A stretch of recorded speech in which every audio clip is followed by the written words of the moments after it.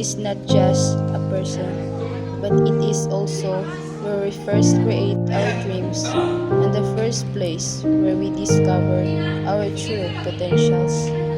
But despite of all, we can't deny the fact that there are a lot of struggles and challenges while we reach our dreams.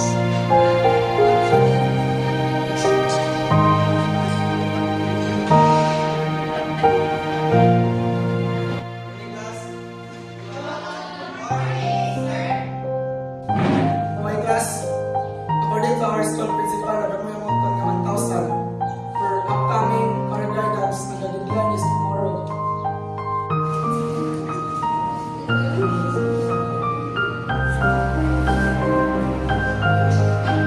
Saan ka na talaga?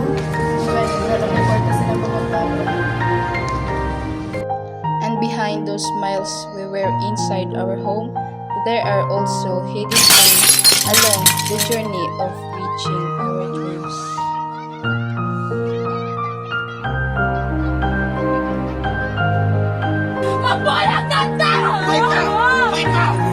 Family problem, where we usually felt the emptiness that no one can ever feel that emptiness, even friends and teachers, without the support of what we call family. Lack of support, without motivation or even appreciation for all the hard works, the journey with the reaching our dreams will be tiring that we can even continue to fight for our dreams.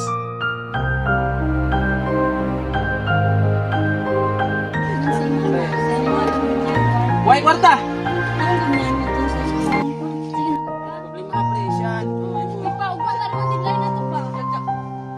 Ito ba? Ang damo eskwela.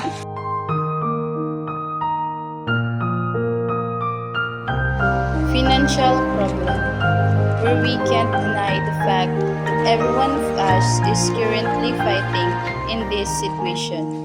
Because without financial, we can sustain the needs that is primarily required when studying for us to be able to reach our dreams. Without money, the more impossible it becomes. Pero sige lang, kaitan na ko nagbagi. There is a new hope in a new day. Life is a journey filled with unexpected struggles, but it also a journey filled with dreams waiting to be realized. Remember, every struggle you face is a step closer to your dreams. It's through these struggles that we go stronger and more resilient. Embrace the challenges as they are not barriers but stepping stones leading you towards your dreams.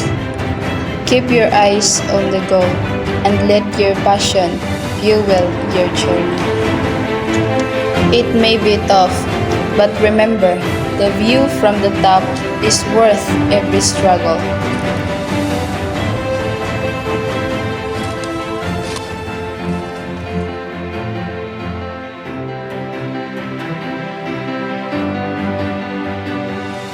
Keep going, keep dreaming, and keep fighting.